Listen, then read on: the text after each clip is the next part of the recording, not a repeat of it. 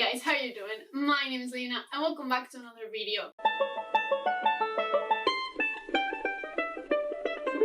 Today is time for my monthly wrap-up. If I tell you the truth, I ended up reading 16 books, but there were many 3 stars. Like, some books I rounded up to 4 stars because I was just like, okay, it's not that bad. But besides that, and I also have a rant by the end because the last book that I read this month was terrible. I wanted to tell you something because sometimes when I watch other videos, I'm just like, oh, I need to make a comment to support them, and I'm just like, I can't find anything to say. We're going to start something in here. In each video, we're going to have like one emoji, and you just have to comment that emoji or add it to your comment, and that's going to be it, because I know that it's tiresome sometimes. So yeah, today's emoji is going to be this one, the clown, because the last book made me feel like a fucking clown. So yeah, let's just start with the video. We're going to start with the first book that I read this month. So the first book that I read this month was Vita Nostra by Marina and Sergei Dyachenko. This is one of my new favorite books. The month started up so good. Oh my god, I love this book. This is a dark Russian academia. It was insane. We follow Sasha, and when she's in this holiday with her mother, a stranger shows up. It's kind of really weird. He's really tall, he's really scary, and he starts following her for a while until one day he comes closer to her and tells her that she needs to go into the beach and swim naked at this hour. She's really scared, she doesn't know what to do, and she decides to do it because that's better than facing the consequences. Goes, she swims, and then when she goes back home, she starts throwing up golden coins. And I'm going to leave it at that because that's the beginning, and it was such a brutal beginning. I was hooked. I usually read like 2 books at the same time. I couldn't. I was just so focused in this one because it was so incredible. There's a really slow transformation when she gets into the school, because the school is just not fun. It's actually pretty gritty and pretty sad. You feel like that dark atmosphere all the time, and it's insane. It's really scary. The professors are scary as hell. One of them, the first one that teaches them, I was just like, I really like him, but I'm so scared of him. He's just so weird. Also, I loved seeing how Sasha is reading the sides throughout the novel, because she has this thing inside her that she really wants to learn more. She's just like, this is so new, this is completely unknown to me, so I really want to know more. But at the same time, she's just like, Mom, get me out of here, please, because these people are insane. This is not right, this is crazy. Because they don't mistreat them physically in this school, but they are hard. It's just like, oh, damn it. This was so great. And also, I didn't understand anything. It was so complex. And by the end, I was just like, I think I'm starting to understand something. And then the book ended and I was just like, perhaps no. But yeah, I really like the concept of learning with the character, because even though we start off like really into the middle of the subject that they are studying in this, what is it called? The Institute of Future Technologies or something like that, was it? Even though we start like in the middle of that kind of really weird magic, every teacher is telling her like, you won't understand it yet. You don't have the ability to understand it. You just need to do it. Once you do it, you will start to understand. And that's kind of right, because once she starts doing it and practicing this thing and accomplishing this thing, she actually kind of starts to comprehend some things, and she starts giving things another meanings, and it was insane. I love this. This book might not be for everyone because it's quite slow.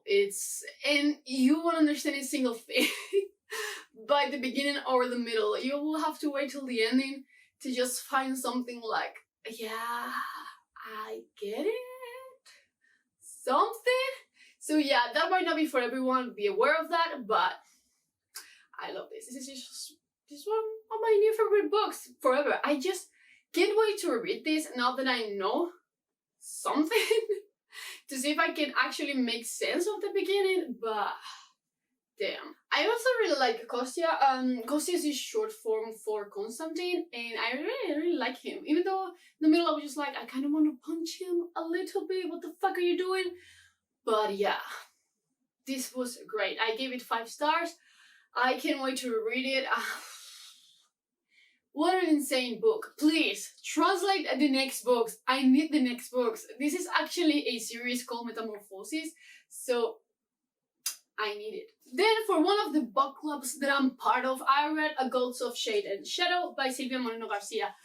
I really enjoyed this one. I wouldn't say that I liked it more than Mexican Gothic, even though this has Mayan mythology, which is something that I really enjoy.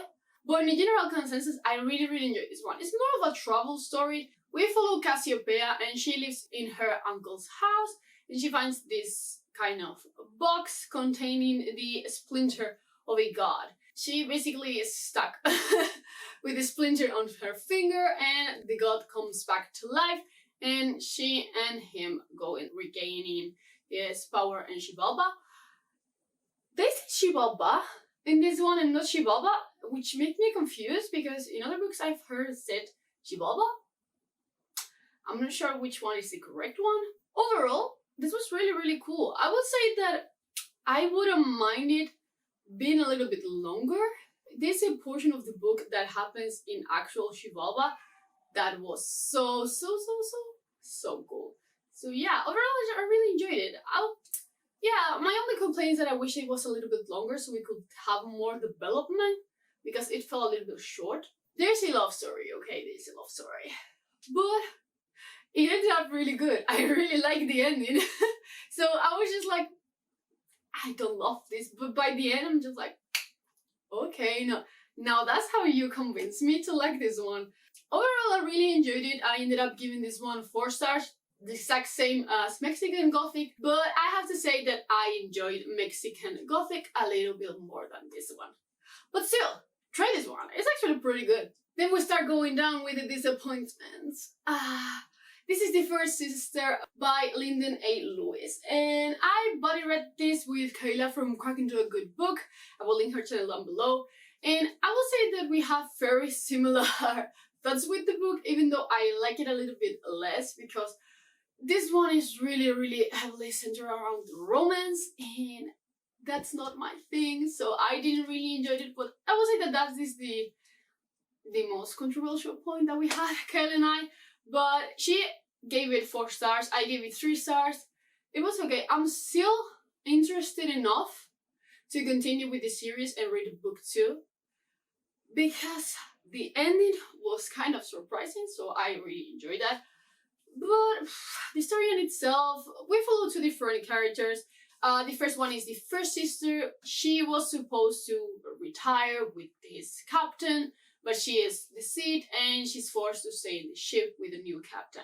She's also forced to spy on them and report to this kind of mother because she's part of this sisterhood that is kind of the Handmaid's Tale in a way, really weird.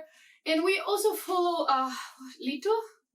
Yeah, we also follow Lito. He basically works for the other side of this conflict that is going on in this universe, and he's tasked with finding his significant other, who just fled, basically, and they were branded a traitor. Lito felt so much like a tool for framing the story. The first sister was so much more interesting. Also, her story kind of made sense. Lito was just like moving around and being just like, oh yeah, this happened so many years ago. This happened, and just this kind of just framing the story for you, which was a little bit unnecessary. I get it. He made an important part towards the end, and I'm okay with that. But overall, it was really unnecessary. I didn't really like him. But yeah, by the end, I was just like, okay, it makes sense that he's here. I didn't love it. It's 3 star. A 3 star is okay. As I told you, I'm still kind of curious to continue with the series because the ending was pretty cool. But we'll see. It's not on like my priority list. So yeah, we'll see about that. Then I read another new favorite. This is the Traitor by Cormorant by Seth Dickinson. I will say it first. This book is not for everyone. This book has its own public and it's going to remain like that. Why? Because it's really focused on politics and economics in its fantasy setting. It's basically about this empire called the Masquerade that starts conquering new lands, and they conquer Baru's home. She's really talented on the mathematical part of things, and she basically decides to infiltrate this empire, just climb through the ranks and basically take it down from the inside. That's basically the plot in itself. Then Baru is sent to this new part of the empire that has been recently colonized, and that's when it gets interesting. I love to see how the empire is not like, yeah, we're just going to send troops and that's it. No, they slowly take upon the culture, the economics on this place, and they slowly take over basically because you need kind of money to survive. So yeah, that was so interesting. It's a really slow book. As I've told you, there's not much action going on, but well, towards the end there's a good chunk of action, but it's a really slow book, okay? So be aware of that. If you don't like slow books or books really heavily centered on politics, you won't like this. But because I do, I loved it. It was so good. I ended up giving it 4.5 stars. It wasn't quite a 5 stars, but enjoyed it so much. I actually, again, really like Baru as a character, even though I've heard from some of my friends that they really didn't connect with the characters. I get it. It's totally understandable because she's kind of very cold. So she's not like telling us how she really feels all the time. She's just like really toned down, really cold. So I completely understand that, but I loved it. I understood her motivations, which was great. Although I saw the ending coming from miles away. It was, if you were just like really paying attention to the novel, you will get the ending, but still, it was so good. I can't wait to continue with the series. Then I read the first novella in Binti by Lena. I haven't finished it because I fell out of sci-fi the last month, so I only read the first one, but that was basically what I was supposed to do, so it's okay for Space Opera September. But overall, I think this was really brilliant. I love the ending of the novella. I think that it has a cool, super cool twist that is not really seen much in this type of books. In this one, we basically follow Binti. She is a Himba girl that is selected to go to the super prestigious Interstellar Academy, and while she's in the ship to get there, she's actually attacked by these aliens called the Medusae, and I'm going to leave it at that because it is a novella. It's really short. I really enjoyed this one. Of course, I read it in one sitting. It was really interesting. I kind of wish that it was a little bit longer because she just gets in the shuttle and boom! Some months have passed, now she's being attacked. We could have had more development there, but still, it was really good. It was super solid. I ended up giving it 4 stars. It didn't blow my mind, but it was super good. So I would highly recommend that you check out Binti if you like sci-fi, or even if you don't. It has so many interesting concepts, so I would highly recommend you check it out. I love the ending. The ending was just...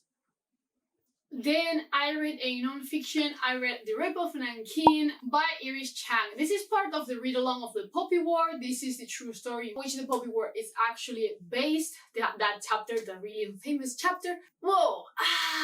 You have to have a stomach to go through this one. I made a mistake because I was searching for an image of the cover of the book, and I ended up looking through the pictures of this event, and it made me want to throw up so bad. I have like a strong stomach, but I was just so disgusted. This was basically set on the Japanese and Chinese war. It's basically about the take of the city called Nankin, and the Japanese soldiers lost their fucking mind in this. It was insane, and the fact that there weren't really repercussions for this because they killed so many people. They hung people from their tongues. they took babies from inside of their mothers. It was insane. It was pretty insane.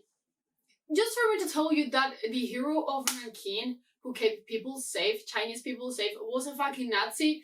Imagine a Nazi being discussed by something like this. So, it was just like awful. It was awful. It's a great read. I ended up giving it 5 stars because it's fucking great. It's an incredible educational book. I didn't really knew much about this one. They've never told me anything about this in class, so I was just like going in blank, and oh my god. I will leave it at that. Oh my god.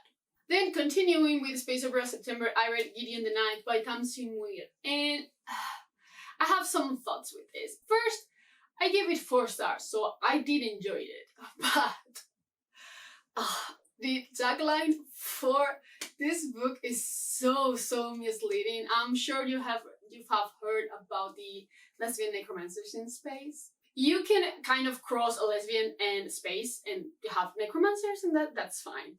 But this book was also marketed as the new space opera, and this first book ain't it. I mean, is it technically a space opera? Yeah. But it has to continuously remind you that it is, because it's set on a castle, actually. The castle is set in space, yeah. But it's set on a castle that looks like another adventure story on a really gothic, dark castle. So yeah, sometimes they will tell you something like, oh yeah, we need to take the shuttle. And you reach out, space, right? They're in space. Overall, it didn't feel like science fiction. When we have something really original like this, we have swords, but it's a science fiction, I really like to know, why do you have swords instead of guns? Because, for example, in Empire of Silence, they use swords, and they tell you on the beginning of they use swords and guns, but at the beginning of the book, they tell you that Hadrian trains with swords because shields, individual shields, have gone so far up that energy blasts or bullets cannot go through them. So they need to make these special swords that can actually cut through them. So that's really interesting, but we never got an explanation here, or at least not that I remember. So why? I mean, I love the aesthetic. It's just super cool. But at the same time, I'm like, but why?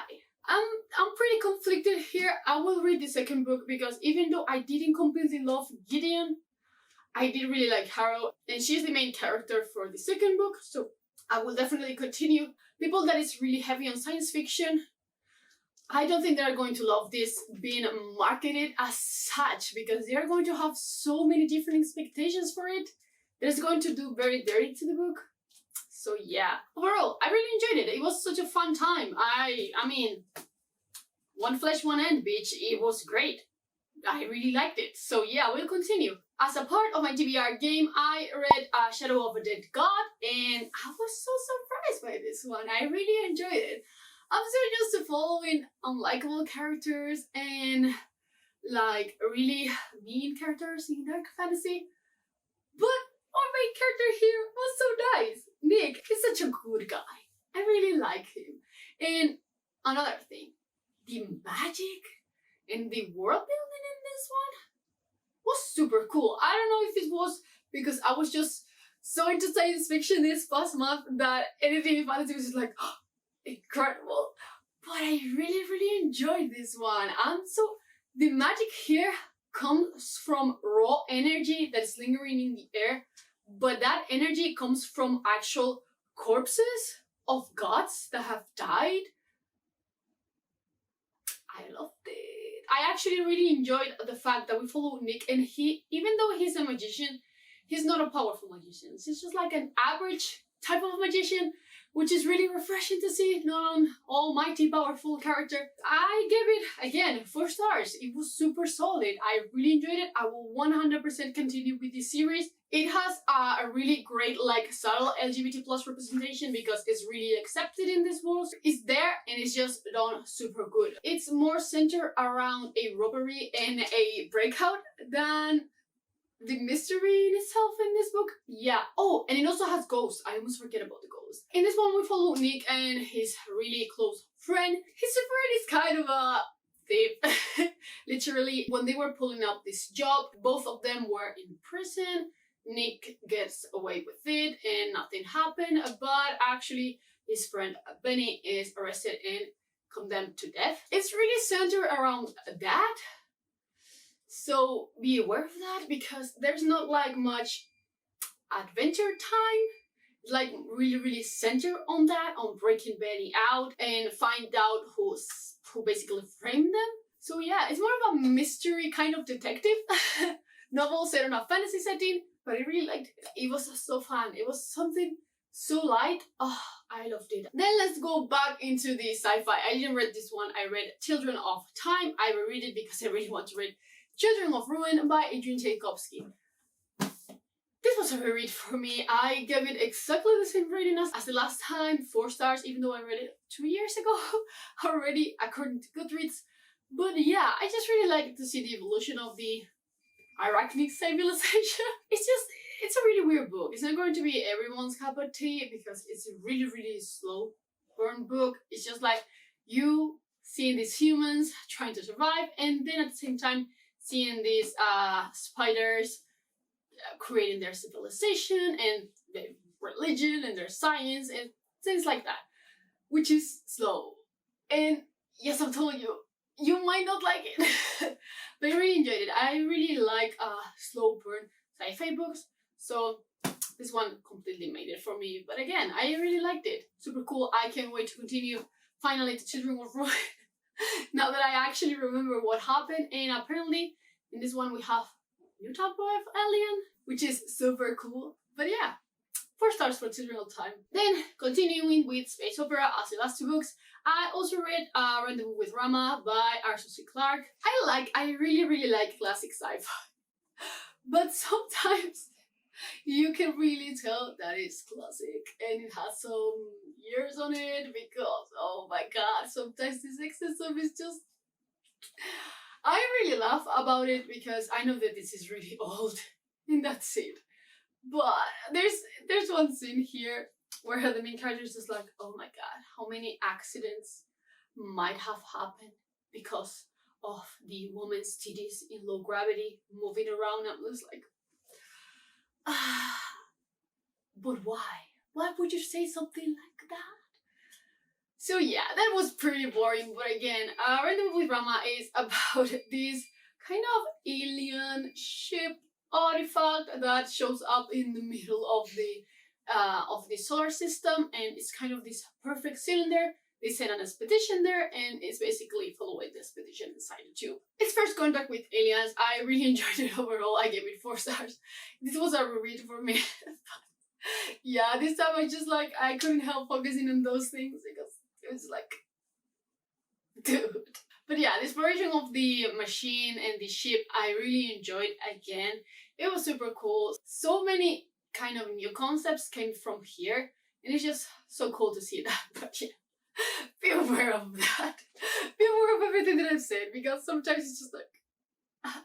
So yeah, my read along for The Poppy War by R.F. Kuang. I read this month. I gave it 4 stars because I love The Poppy War. I have given all the books in the series 5 stars because I love them so much. All of them. I love Ronin. I kind of hated Altan this time. The first time that I read this book, I was just like Green, being just like, oh, Altan is so mysterious. I really like him. But this one was just like, what a fucking douchebag. I mean, was he really that fucking stupid on the first time that I read this? I love Kitai. Kitai is my favorite character. I love him so much, and the psych. I really enjoy this series. It's fantastic. If you have never heard about The Poppy War, it's a dark Asian fantasy inspired by real historical events. So, as I told you, Rape of Nanking. And we follow Fang Runing. She's this orphan that basically works his way out into this prestigious academy in the capital of this empire. And the first half of this book is in this academy, kind of magical school, but with martial arts and strategy and history. It's super cool. And then the other part is war. So there's a huge change in the middle of the book beware of that, because so many people are not prepared for it and they are not ready. And they are just like, what the hell happened? I really love the kind of realism of this book. It's just like, war is disgusting, it's bad, it's terrifying. It's just like, oh yeah, so cool, I'm going to be the hero. No, it's just terrifying. I can't really wait for the Burning God. I'm so excited for it. But yeah, overall, 5 stars. Poppy was fantastic. You should highly check out this series if you haven't. Now let's talk about this book. I don't know what happened to me with this book. This is The Sparrow by Mary Doria Russell. So many people love this book that I was just so highly anticipating reading it. While I was reading it, I was just like, yeah, it's pretty good. It's actually really good. I finished it and I completely forgot what happened on the book. If you ask me, I really have no idea. I couldn't stay focused on it. I had to record to listening to the audiobook and reading at the same time because I just couldn't focus on it. And once I finished it, my mom was just like, what is this book? I remember the ending, I remember the beginning, but if you ask me for something in the middle, I only have like one scene there and that's it. So I don't understand. I will need to reread it in the future to have like a more cohesive opinion of it. But I just don't really know what happened. It's just a complete blank screen for me. I probably wasn't in the mood for it and that's it. But yeah, I give it 3.5 stars. It was okay. I rounded up to 4 because it's probably my fault that I really didn't love this. But yeah, I'm confused with this book. I'm just complete confusion. In this world, we basically receive this alien transmission, and while most of the countries are deciding to send an expedition or not, I think that they're called in English the Jesuits, decide to send an expedition, and it's just like the first expedition that goes there, and we follow 2 different timelines. The timeline of the past, while the expedition is going there, and one from the future, where only one of the crewmates survive. And we just start to learn from both timelines until they converge in the end. I'm just so confused about what happened here. I will just put it on my reread pile and I will get again to it in the future. But for now, I don't understand. I just can't. Then I read one arc that I've had for so many months. This is The Angel of the Crows by Catherine Addison, maybe? This is kind of an alternative history type of book where we follow this veteran and this detective trying to find out basically who Jack the Ripper is, kind of. But we have magical creatures, especially angels, and that's really cool. What didn't I know about this book before? This is actually kind of a Sherlock Holmes retelling. But once you start and see it, you cannot unsee it. It's just like so prominent. It's just like, oh yeah, this is Watson and this is Sherlock. Okay. I kind of think that Watson, that in this one is called Doyle, was a really well portrayed. While as Sherlock, in this one being Crow, wasn't as kind of defined. I really liked it. It was a super fun, light read, even though some chapters were so long. I hate long chapters. I hate them. Overall, the story really flew well. There were some problems with the pacing sometimes. Some chapters were just like, yeah, we go there, that's it, we go back. And sometimes we're just, we go there and then we go here and then, oh, what's going on? Is this a clue? And nothing will happen for 50 pages. But overall, really enjoyable historical type of alternative history book. It has also a pretty satisfying ending, so if you were kind of hesitant, I would highly recommend that you try it if you were interested in this book already. But if not, you're not missing on much either, so don't worry. Then I read The Last Smile in Sunder City by Luke Arnold. Luke Arnold is actually one of the actors from Black Sails, and this week I was just scrolling through Twitter when I saw him assembling the cast of Black Sails to read his sequel book, and it was just like, well, I need to read the first book now, and I did, and I'm so happy that I did because I really enjoyed this one. Again, it was kind of a pretty kind of urban fantasy / fantasy type of book, really light. I loved it. it was just so good. It's such a solid novel.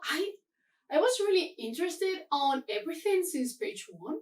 I think that was done great. The pacing was great also. It has some flaws with the characters.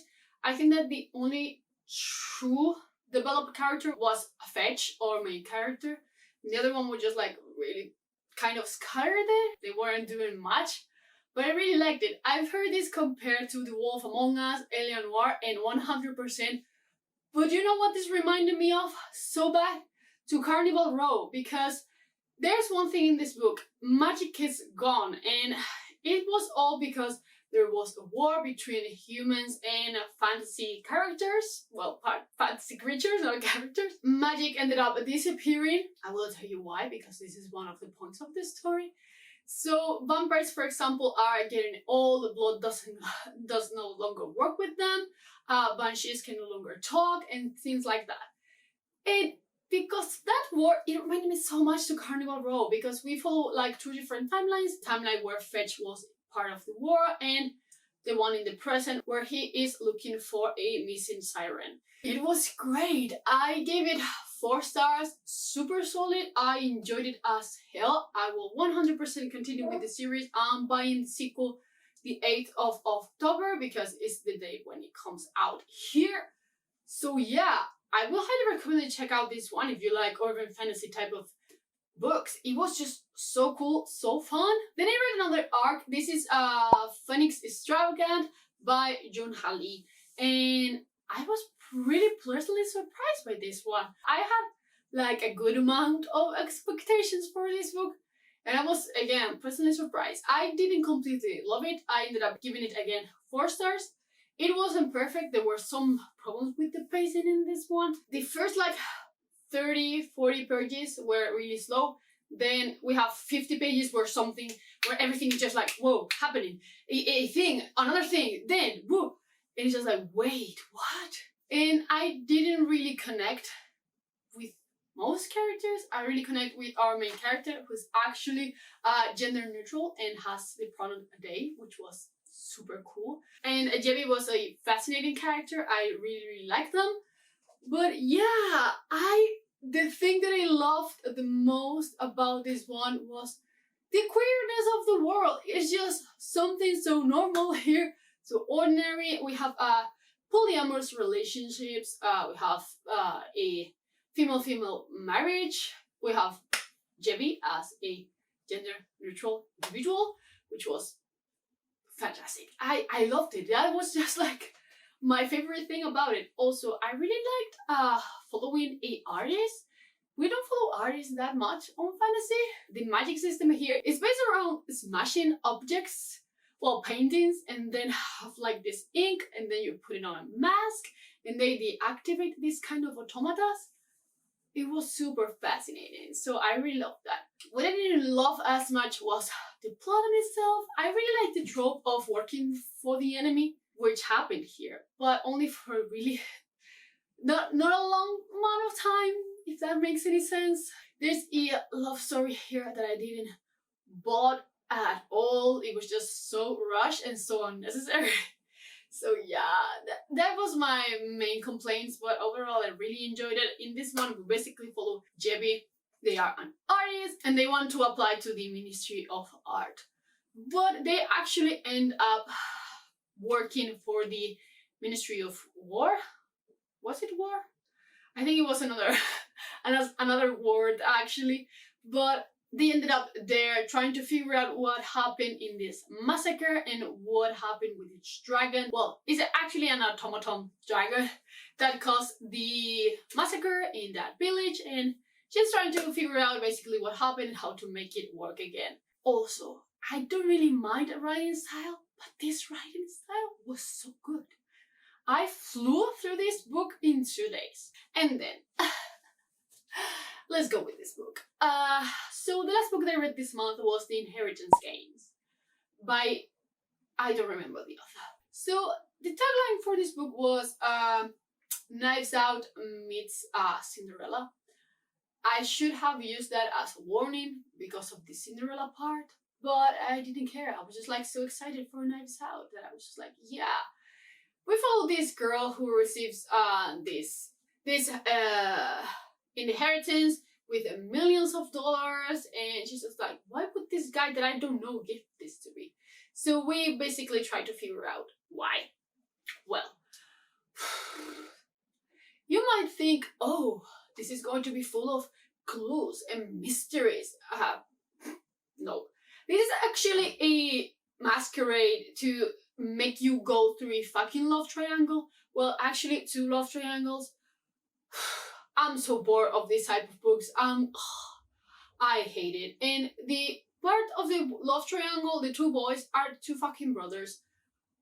It's just so boring. I saw it coming a mile away, and I'm just like, you know what? I'm going to push through this book because it's really short, and fuck this one. I don't have anything else to read this month. I regret it so much. I gave it 2.5 stars because of the ending. The ending was interesting enough to make me want to read the sequel, but at the same time, I know, because the girl ended up with one of the guys in this book. Well, the next one is going to end up with the other guy, and we all know it. And it's not going to be the definitive one. It's just going to be there because it's the second book, and he has to make just like, woo, and the other has to make something interesting going on with the love triangle because it's not going to end up in book 1. So, I hate this.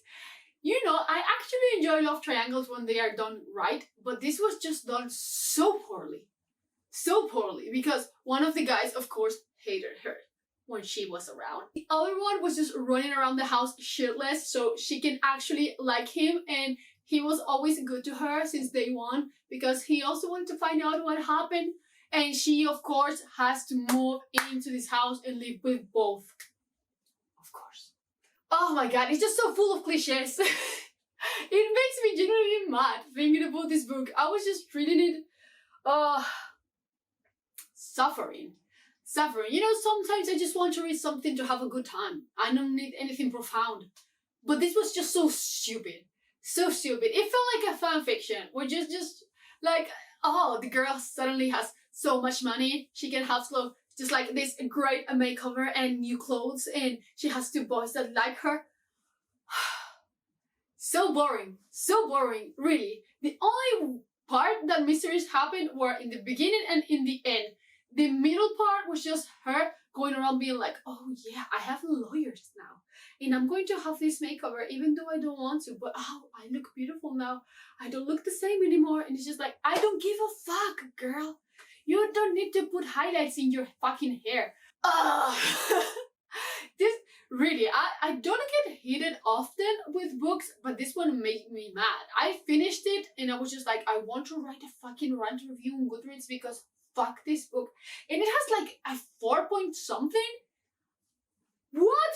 Have you read any mysteries? Oh my god. It's just like, I'm so mad. I'm so damn mad.